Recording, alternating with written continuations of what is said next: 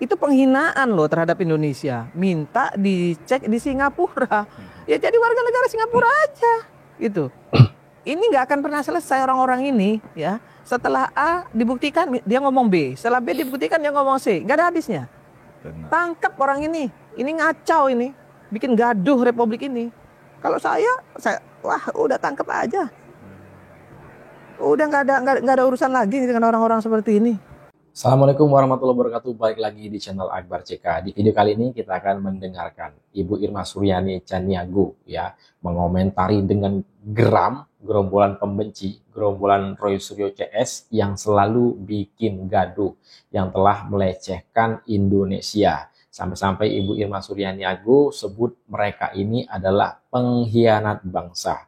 Bahkan Ibu Irma Suryani Chaniago meminta polisi itu segera menangkap gerombolan-gerombolan ini. Karena itu tadi telah melecehkan Indonesia, selalu bikin gaduh, ya, menggiring opini untuk rakyat tidak percaya kepada institusi penegak hukum, dalam hal ini Polri, dalam penanganan kasus ijazah palsu Pak Joko Widodo menurut mereka. Ya.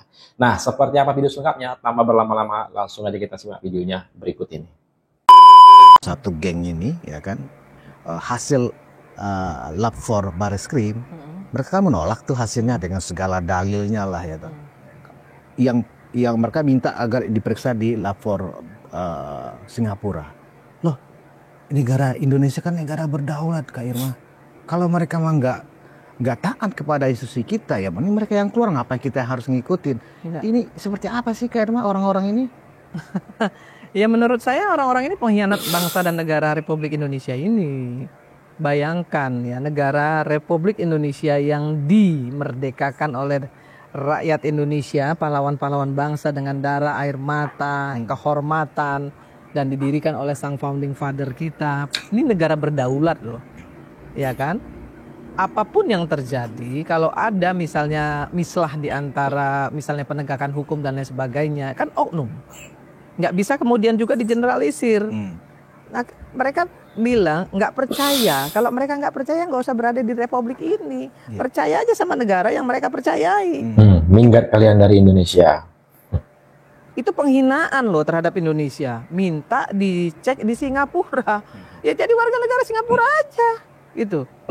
Ini nggak akan pernah selesai orang-orang ini. Ya. Setelah A dibuktikan dia ngomong B. Setelah B dibuktikan dia ngomong C. Nggak ada habisnya. Tangkap orang ini. Ini ngacau ini.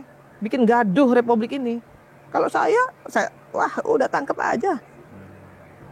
Udah nggak ada urusan lagi dengan orang-orang seperti ini. Terkait bahwa tentang kenapa harus diperiksa di Singapura, ini alasannya begini, Karma. Ini bukan alasan apa-apa, ini alasan saintifik, kan gitu. Artinya mereka seolah-olah menganggap saintifik atau kecanggihan lab for Bareskrim Polri ini ya kurang canggih dibanding Singapura. Padahal mantan Kabar Eskrim dalam salah satu talkshow yang saya lihat, yang saya dengar, mengatakan bahwa justru lapor Bareskrim kita ini justru menjadi rujukan banyak negara-negara yang justru belajar di tempat kita. Gimana, Ger? Sebenarnya Bang, satu aja masalahnya, ya kan? Mereka ini pada dasarnya adalah manusia-manusia yang menghalalkan segala cara, ya kemudian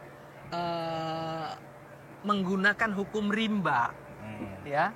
Kemudian mereka ingin apa yang mereka sampaikan itu harus terjadi, pemaksaan kehendak.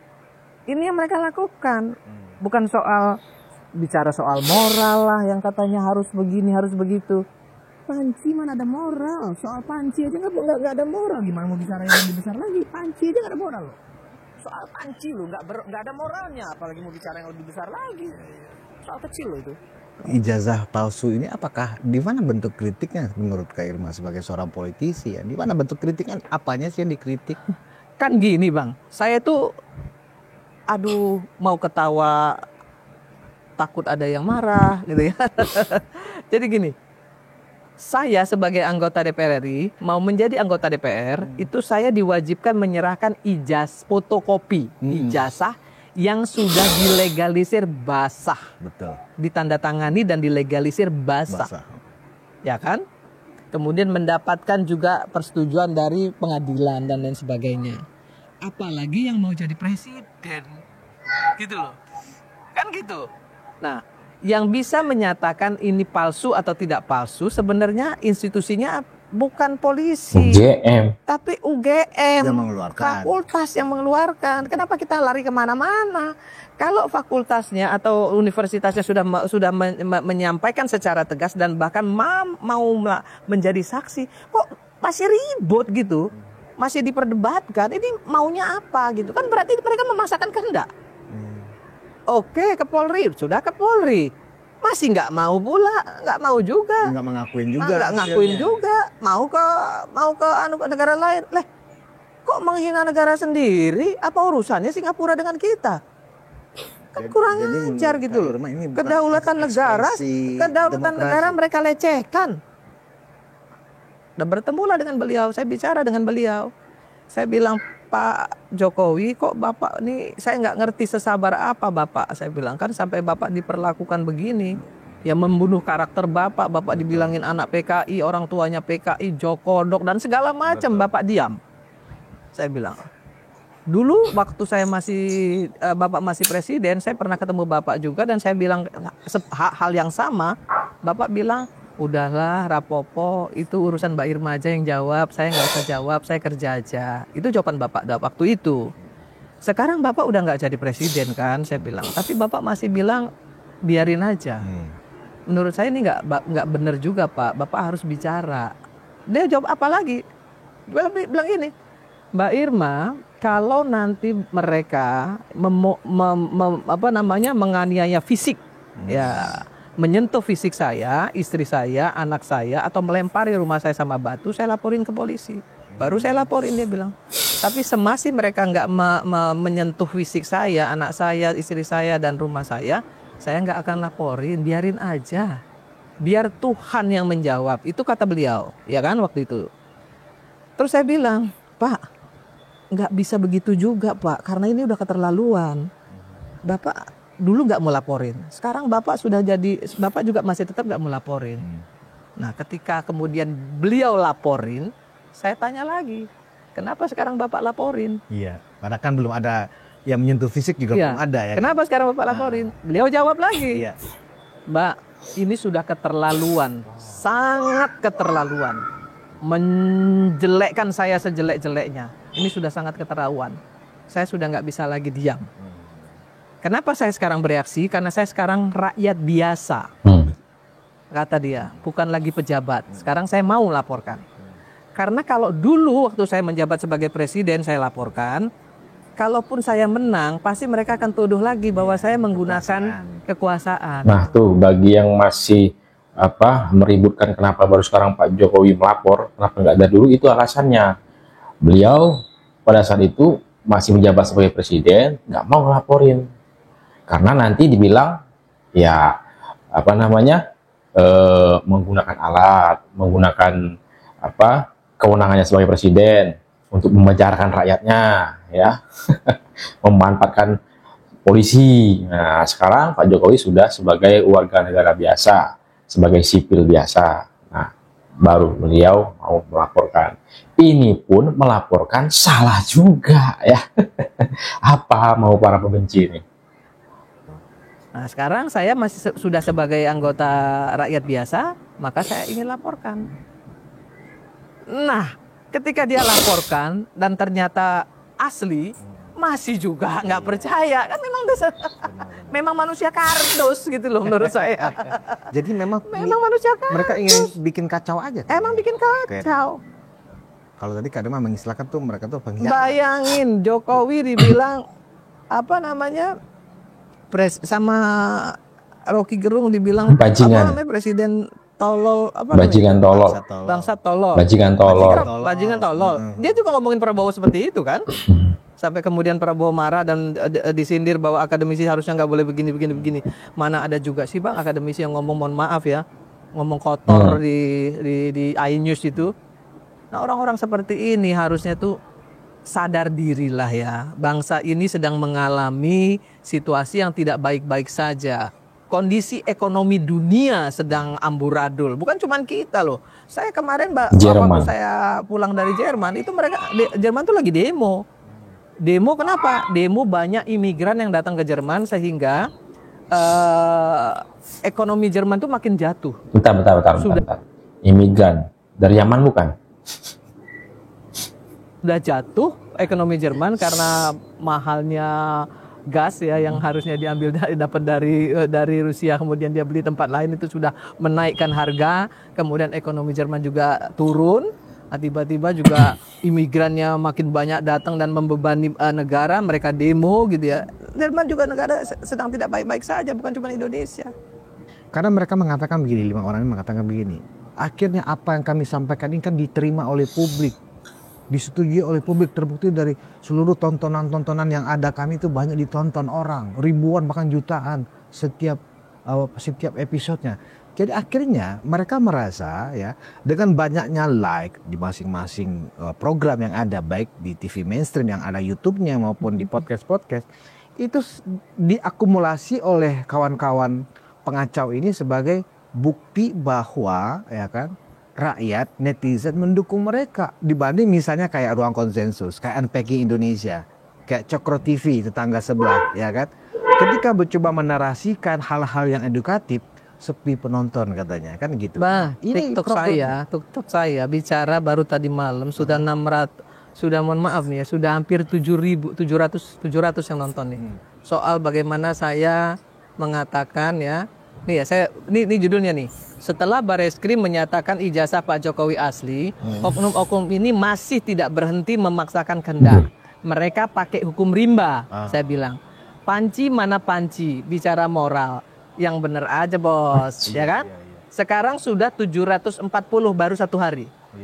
Satu ya bang. Nah yang kedua, orang-orang yang tidak percaya dengan omongan mereka ini, omongan yang ijazah Jokowi palsu itu, nggak ada yang peduli gitu loh. Emang gue pikirin gitu, nggak. Isu receh, siapa yang peduli ya? Yang like, yang suka dengan gerombol-gerombol ini, percaya dengan gerombol ini, ya itu aja orang-orangnya ya. Sebagian kecil rakyat Indonesia yang pro terhadap gerombolan Rolls Royce CS itu ya, dibandingkan dengan yang pro terhadap pemerintah, yang pro terhadap Pak Jokowi itu ya lebih besar, lebih banyak lagi ya. Ada yang mau ini nggak mau speak up, biar bodoh amat lah, pokoknya gue percaya Pak Jokowi kan gitu. Nah cuman orang-orang yang sedikit ini gitu yang sejuta, mungkin dia bilang sejuta ini yang dia akuin ini. Nah ini dia di atas namakan 360 juta loh penduduk Indonesia ini bang. Dibandingin 1 juta mereka yang diam itu, bukan berarti mereka nggak mendukung mereka, justru yang diam itu nggak mau peduli. Isu receh. Mereka nggak percaya orang-orang ini, gitu loh. Jadi tunggu waktunya kalau menurut Tunggu waktunya. Artinya Pak Jokowi dan orang-orang yang ada di sekitar Pak Jokowi sebenarnya sudah mengidentifikasi. Bayangin saya kasih tahu bang, Pak Jokowi di apa namanya di fitnah ngantongin uang 11 triliun uang yang itu yang katanya pinjaman luar negeri. Kok ada orang memang dikira 11.000 triliun. Memangnya presiden pegang duit? Kan yang pegang uang ini kan Menteri Keuangan, BI. Pak Presiden mau mengeluarkan uang harus melalui Menteri Keuangan dan persetujuan DPR. Kan begitu. Setiap proyek loh ya. Kok bisanya seolah-olah Pak Jokowi ngantongin 11 triliun, pakai otak nggak sih? Aduh, saya kadang-kadang kok kayaknya apa begitu, mohon maaf ya, ketika dikatakan bahwa IQ-nya orang Indonesia cuma 78, apakah memang sebegitu gitu loh. Janganlah memperbodoh masyarakat ya. Jangan bener ya kayak Jangan dong gitu. Bahkan presiden nggak pegang uang. Yang pegang uang itu Menteri Keuangan sama BI. Nah presiden kalau mau ada kebutuhan untuk pembangunan dan lain sebagainya kan melalui menteri. Uang itu keluar dari Menteri Keuangan, disetujui oleh DPR. Bagaimana mungkin dia kantongin duitnya? Itu satu. Nah kalau mau bicara korupsi, yang jelas-jelas misalnya merugikan negara apa? Nggak ada kan? Nggak ada soal Senturi, tidak ada soal BLBI. Kan nggak ada. Di pemerintahan Jokowi ini nggak ada ya. gitu. Bahkan free vote aja bisa diambil dari sekian persen menjadi 51-52%. Bahkan banyak kan yang sudah diambil kembali oleh Pak Jokowi. Masa iya sih hal-hal baik itu nggak ada yang diperlakukan baik, dinilai baik gitu. Nah, itu dia video kita kalian. Silahkan ketik komentar kalian di kolom komentar ya. Terkait video yang udah kita tampilkan tadi. Pak Jokowi pada masa menjabat luar biasa ya. Mengambil alih saham Freeport. Dan banyak lagi pembangunan di era Pak Joko Widodo. Kok bisa-bisanya Pak Jokowi dituduh lagi nih, seperti yang dikatakan Bu Irma tadi, 11 triliun dikorupsi Pak Joko Widodo. Luar biasa. Inilah gerombolan para pembenci ini ya. Bikin gaduh, bikin kisruh, ya tujuannya itu mengganggu pemerintah Pak Prabowo Subianto lah salah satunya. Betul kata Bu Irma, tangkap orang ini ya, tangkap mereka ini para pengkhianat yang sudah melecehkan Indonesia ya.